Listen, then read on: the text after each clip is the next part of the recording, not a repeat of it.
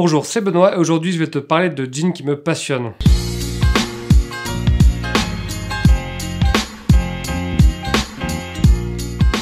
Ah, le jean. Quelle longue histoire d'amour entre Bonne Gueule et le jean. Plus sérieusement, en 2007, quand j'ai lancé Bonne Gueule, les premiers articles écrits, il y en avait déjà quand même quelques-uns qui étaient sur le jean. Ensuite, en 2012, le premier événement qu'on est sorti, c'était une collab et c'était un jean. C'était avec la marque française Rensen qui malheureusement n'existe plus. Et ensuite, quand on a vraiment lancé notre ligne de vêtements, sans collaboration en 2014, il y avait 3 vêtements. Et dans les 3 vêtements, il y avait un jean. Donc tu vois, le jean, c'est un vêtement qu'on a beaucoup travaillé. D'ailleurs, je crois qu'aujourd'hui, sur notre e-shop, il y en a une dizaine. Qu'on a beaucoup travaillé, sur lequel on a beaucoup écrit et sur lequel on a beaucoup fait d'exploration finalement. Et dans cette vidéo, aujourd'hui, j'avais envie de t'en parler plus sur un ton un peu plus personnel, t'expliquer ce que j'aime ou ce que j'aime moi sur le jean. Mon voyage au Japon.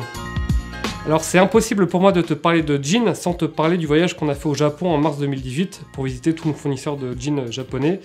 D'ailleurs on a fait une web série, je te mets le lien ici là, j'espère que c'est le bon côté. Les Japonais c'est des fous de denim et ça je pense que tu dois le savoir, surtout si tu as vu ma vidéo sur pourquoi les jeans japonais sont-ils si chers, que je te mets là aussi en lien ici. Et ce qui m'avait étonné c'est que dans les usines tu as même un titre de jean sommelier en fait, comme pour le vin ça s'appelle vraiment jean sommelier, qui est une certification qui assure que tu as un niveau de connaissance autour du jean qui est très élevé. Et je trouve ça juste super quoi. Alors je vais pas m'étendre pourquoi le jean a une telle place au Japon, parce que bon, on pourrait en faire un épisode entier en parlant vêtements. Tout est très bien expliqué dans le livre Ametora, mais pour faire simple, c'est un mélange entre leur goût pour les choses qui se patinent avec le temps, leur goût pour le vêtement de travail américain, leur culture de l'indigo, et surtout leur obsession à pousser la qualité toujours plus loin. Bref, autant te dire que si tu vas au Japon et que tu aimes le jean, tu vas ressortir de ce voyage, tu auras encore plus envie de jean et tu seras encore plus amoureux de ce jean. Et en même temps, tu vois, ça s'explique facilement parce qu'ils ont parmi les plus belles marques de jeans au monde. Je pense à Momotaro, à Resolute qui est super, Warehouse, Full Count, Big John, Oni, Samurai et même Flathead qui, le mec est très puriste et un peu fou.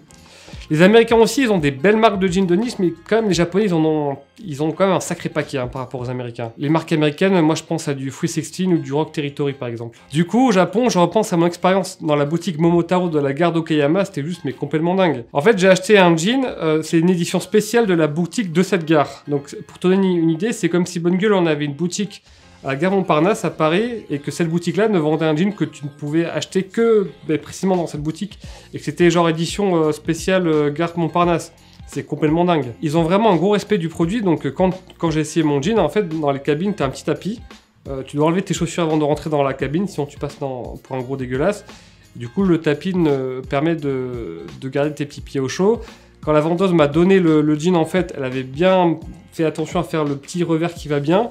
Et quand je l'ai acheté, elle m'a donné un livret qui explique toute la démarche de Momotaro, mais honnêtement, c'est l'un des contenus de marque les plus intéressants que j'ai pu lire, vraiment. Et d'ailleurs, dans la boutique, tu avais même des affiches où tu avais, tous les jeans pris en photo, tu avais la coupe, tu avais l'épaisseur de la toile, et tu avais même comment le jean allait délaver. Donc ils poussent le truc très loin, parce qu'ils ont encore une fois ce respect énorme pour le jean. Et qui, moi, m'a beaucoup marqué que bon, j'essaie de transmettre à mon humble niveau avec nos jeans Bonne Gueule. L'autre truc que j'ai remarqué au Japon, c'est que, on a fait pas mal de restaurants où, tu vois, où on était assis à genoux. Et je me demandais comment ça allait impacter la coupe de leurs pantalons. Sans surprise, en fait, c'est pour ça que, moi, c'est ma théorie personnelle, qu'ils aiment les jeans avec une taille assez haute et des jeans relativement amples. Pourquoi ? Parce que se mettre à genoux avec un jean un peu taille basse et semi-slim, c'est pas super agréable. Par contre, quand t'as un jean avec une taille haute, là, t'es vraiment bien confort pour bien manger. Et crois-moi, au Japon, ils aiment manger. Mais pour les coupes de jeans, je vais revenir plus tard sur ce point qui est très important. Les toiles que j'aime. Alors en février 2021, ça fera 7 ans qu'on aura lancé notre premier jean 100% Bonne Gueule. Et 7 ans après, il n'y a pas à dire, franchement, mes toiles préférées, ça reste quand même les toiles japonaises. Oui, parce que les Japonais maîtrisent très bien les toiles dites selvage. Donc le selvage, tu connais sûrement l'histoire, c'est le fait que cette toile de jean a été tissée sur un métier à tisser, donc à navette. Pourquoi navette ? Parce que tu as les fils qui vont dans ce sens, et tu as la navette qui va tisser le fil, qui va faire des allers-retours en fait. Et de chaque côté, tu as ce fameux liseré, qui est le plus souvent de couleur rouge.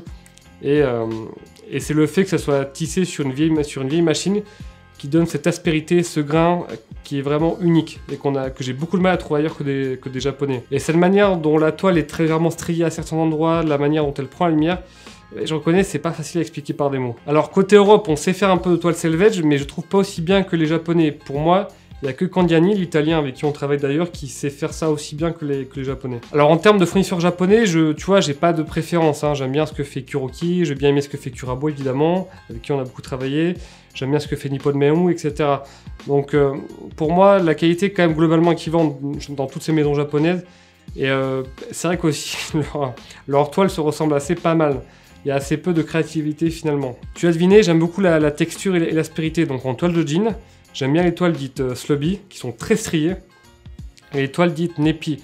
En fait, tu as des petits neps, on appelle ça comme des petits flocons qui parsèment la toile. Et je trouve ça super beau, quoi. En plus, quand ça vieillit, c'est juste magnifique. La bonne épaisseur d'une toile de Nîmes. Alors là-dessus, moi, je suis assez clair. Pour moi, la toile de jean 4 saisons qu'on peut porter toute l'année, enfin, dans un climat raisonnable, hein. C'est sûr que s'il fait moins 15 degrés, je te conseillerais de porter autre chose. Ou s'il fait 35 degrés, je te conseillerais aussi de porter autre chose. Pour moi, le poids idéal, c'est le 13 Oz. C'est le bon équilibre entre durabilité, entre respirabilité, on va dire, et entre polyvalence, voilà. Pour le printemps, j'aime bien les toiles plus légères comme du 12 Oz, du 11 Oz ou voire même du 10 Oz. C'est très agréable, mais c'est beaucoup plus rare à trouver, je trouve. C'est normal parce que c'est des jeans qui sont très légers, donc qui ont un petit peu moins de tenue, et l'aspect peut rebuter certains. Mais moi j'aime bien et j'aimerais bien me trouver un beau jean comme ça, ou en proposer un chez Bonne Gueule. Et à l'inverse, les toiles plus épaisses, comme du 16 Oz, du 22 Oz, ou voire même encore plus, pour moi c'est pas pour moi. Trop inconfortable, trop épais, c'est clairement pas mon truc. Même si je sais, il y en a qui adorent parce que le potentiel de vieillissement, il est dingue, et c'est très très durable, mais... moi, c'est clairement pas mon truc. Peut-être que tu as vu sur internet ce fameux jean de la marque Neken Famous, qui est un jean de 32 Oz, c'est énorme, qui tient debout tout seul tellement il est rigide. Donc ce jean, je l'ai vu en vrai. Alors honnêtement, j'apprécie la prouesse technique parce qu'il a fallu il y avait plein de contraintes pour tisser une toile si épaisse, notamment pour tisser l'étiquette en cuir. Mais très clairement, c'est juste importable pour moi. Moi, je pourrais tout simplement pas. Pour te donner une idée, en fait, tu prends un tapis, tu t'enlèves toute la moquette dessus qui ressort pour garder que la base en coton. Et tu vois, cette toile un peu rigide, un peu épaisse, et bah, ça donnera une bonne idée de ce à quoi peut ressembler un jean 32 Oz. La couleur des jeans que j'aime. Bah alors, vu que j'aime le jean, j'aime forcément l'indigo, donc c'est une couleur de base et c'est ma couleur préférée pour le jean. Cela dit, j'aime bien aussi les jeans gris, et surtout j'aime bien les jeans blancs, qui pour moi restent l'une des pièces les plus sous-estimées dans une garde-robe masculine, même si tu n'en as jamais porté, et même si, et j'irais même plus, et surtout, si tu ne te projettes pas dedans, ça veut dire qu'il te faut un jean blanc. Une autre couleur un peu plus atypique, c'est ce qu'on appelle le green cast, donc c'est une couleur légèrement turquoise.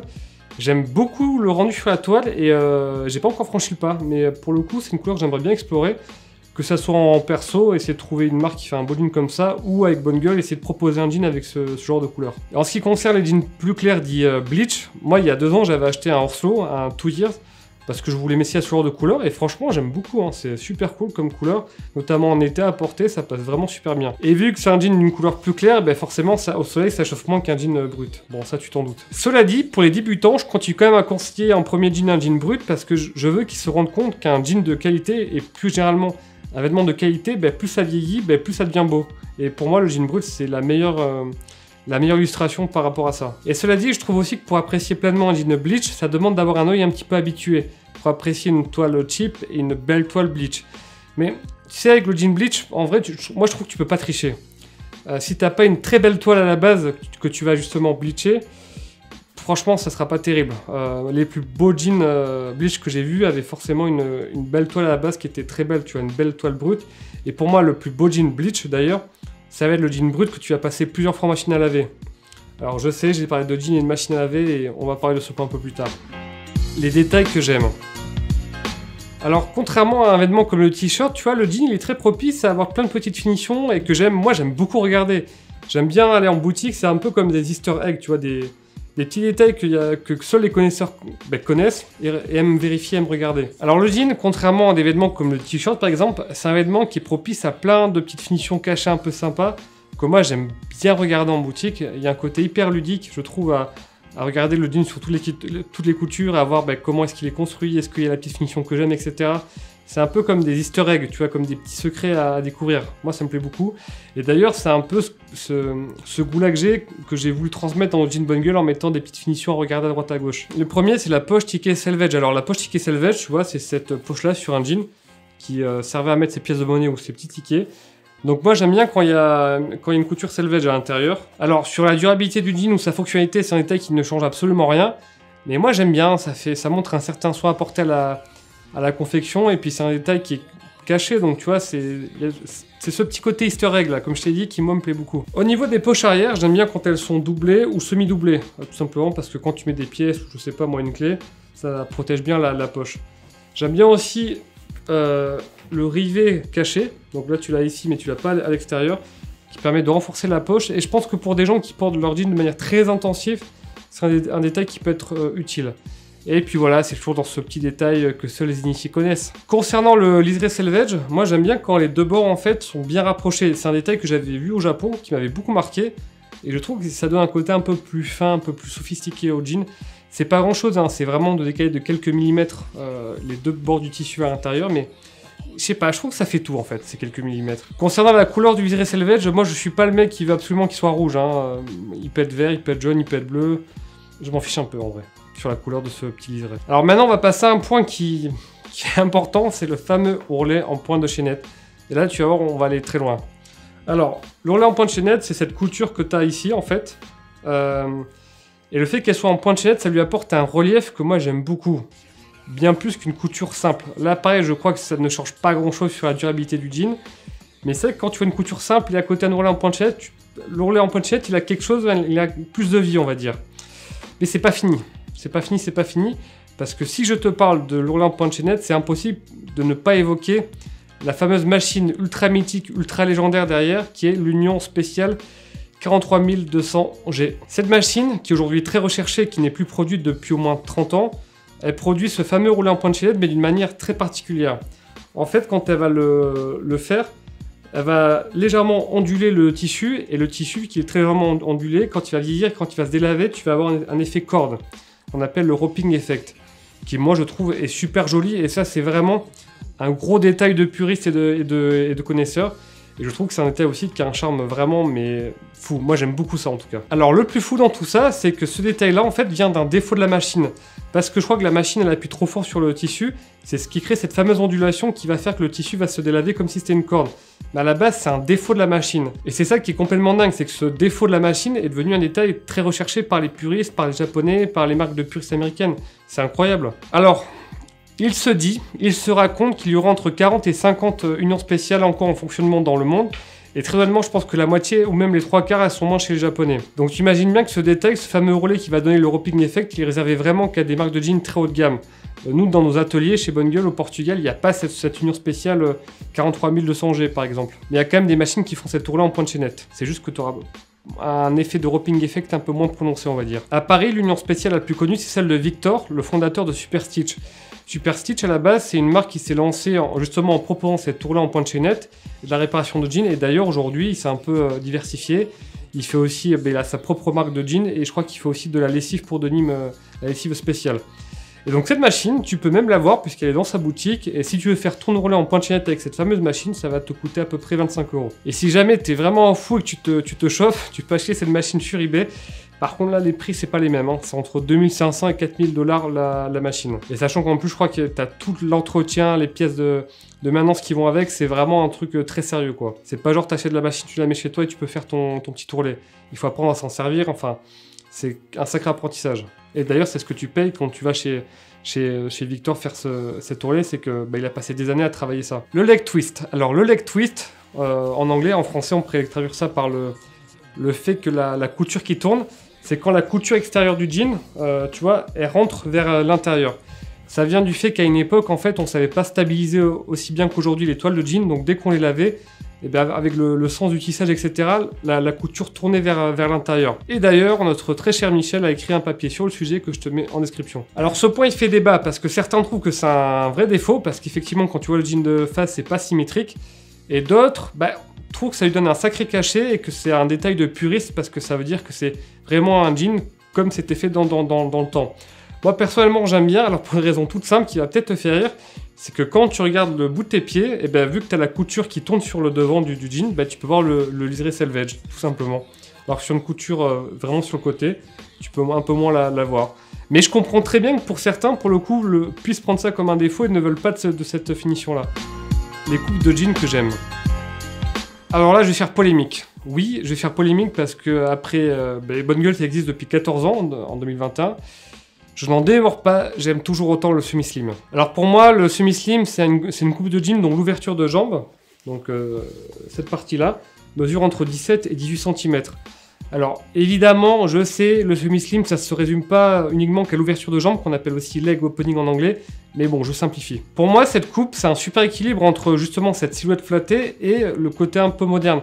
Je trouve que ça va très bien avec des brogues, des sneakers, des bottines, enfin avec plein de chaussures différentes. Et généralement, je trouve que ça flatte vraiment la silhouette. Pour un débutant qui aurait tendance à s'habiller trop grand, surtout au niveau du jean, c'est clairement la coupe que je conseillerais, mais sans hésiter. Et c'est pas pour autant que je n'aime pas les coupes plus larges, loin de là. Comme j'ai dit, au Japon, je trouvais que ça rendait vraiment bien sur les japonais que je voyais avec ce genre de coupe. Cela dit, pour moi, c'est une coupe qui ne va pas sans problème. En fait, la coupe large, le truc c'est que si tu as un jean avec une coupe assez large, avec une ouverture de jambe de, je sais pas, 19-20 cm, on va dire, t'es obligé d'avoir la bonne chemise qui va bien, le sweat qui va bien, d'avoir le pull qui va bien. Parce que si tu n'as pas un style impeccable pour le haut du corps, je trouve que le style est catastrophique. Ça fait genre limite un peu négligé. Donc oui, sur Instagram, ça fait vraiment beau. Ça, je suis complètement d'accord. Mais c'est des gens qui ont, tu vois, la chemise en Oxford vintage qui va bien, qui ont le sweat de créateurs japonais qui va bien aussi.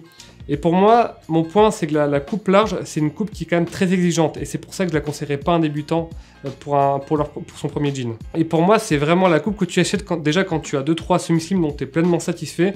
Et quand tu as aussi la chemise décontractée qui va bien, un peu vintage, quand tu as la surchemise, le pull, le sweat. Et surtout les chaussures aussi qui vont bien d'ailleurs. Là, tu peux te pencher sur une coupe un peu plus large. Alors, pour autant, c'est une coupe, moi, qui m'attire de plus en plus. C'est pour ça d'ailleurs qu'on a sorti en 2020 un jean, notre Renji, avec une coupe droite, qui a eu un très bel accueil et que j'ai vraiment envie de décliner en pur coloris. Et d'ailleurs, c'est ton Victor de Super Stitch qui a justement lancé son premier jean, le LR01, avec une taille assez haute et une ouverture de jambe de 20 cm, 20 cm et demi, je crois, donc une vraie coupe droite, je trouve. Et cette coupe m'intrigue beaucoup chez lui. Et je reconnais, effectivement, qu'en termes de silhouette, qu'en termes de confort, ça apporte un truc, je ne dis pas le contraire. Mais j'ai aussi envie de créer une coupe entre notre coupe semi-slim et notre coupe droite, pour prendre le meilleur des mondes et pour ne pas être dans la dualité, pour être dans la non-dualité, on va dire. Pour avoir le confort du bassin, des cuisses d'une coupe droite, mais le côté très légèrement ajusté d'une coupe semi-slim. Acheter son jean serré ou pas? Alors là aussi, c'est un autre point qui va faire polémique, et je vais te dire, moi, comment je choisis mes jeans à l'achat. Moi, j'ai toujours recommandé de l'acheter légèrement serré. Alors, le problème, c'est que certains ont compris qu'il fallait acheter son jean très serré à l'achat parce que ça va se détendre. Mais quand c'est trop serré, c'est pas très confortable. Il faut que ça soit très légèrement serré, et c'est comme ça que j'ai choisi. Et je suis bien content de l'avoir fait parce que, par exemple, le Momotaro que j'ai acheté au Japon, si je l'avais pas acheté légèrement serré, franchement, je ressemblerais plus à rien dedans et il serait beaucoup trop large. Donc, je fais partie de ceux qui continuent à penser qu'il faut acheter son jean légèrement serré, mais pour autant, je suis pas un fondamentaliste. C'est-à-dire, je vais pas t'imposer ça. Si toi, tu tiens absolument à l'acheter pas serré à l'achat, et si ça te plaît, fais-le, quoi. Donc, quand j'ai légèrement serré, ne te prends pas la tête sur la taille, est-ce que je prends une taille en dessous ou pas? Non, c'est la sensation, tu l'essayes, tu vois si ça te serre légèrement au niveau du bassin et un peu des cuisses, et si c'est oui, c'est la bonne taille, ça va se détendre.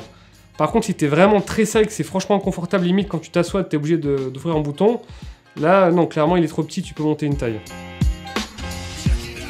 L'entretien du jean. Ah ça, gros sujet aussi, hein. Alors avant, je faisais partie de ceux qui faisaient tremper leur jean dans la baignoire et tout en le faisant tremper pendant 40 minutes avec de l'eau tiède et de la lessive spéciale. Le vrai protocole de puriste. Et depuis peu, maintenant en fait je mets mes jeans en machine à laver. Ouais, je fais ça. Je les mets en programme coton à 30 degrés avec un essorage, je crois que j'ai même mis du 600 ou du 700 tours par minute. J'avais juste envie d'essayer. Et tout va bien.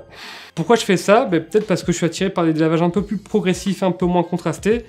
Cela dit, si je retourne au Japon et que je me prends un gros jean de puriste chez Momotaro ou chez Flathead, c'est clair que je le laverai en mode puriste pour avoir le vrai délavage à la japonaise, on va dire. Moi, si je porte un jean de manière très intensive, honnêtement, je dirais que je le laverai une fois par trimestre à peu près. C'est ça pour moi le bon équilibre. Voilà, j'espère que cette vidéo t'a aidé à comprendre ce que j'aimais dans le jean et ce que j'aimais moins. Si ça t'a plu, mets un pouce bleu, abonne-toi à notre chaîne et abonne-toi à notre newsletter et moi je te dis à bientôt. Salut!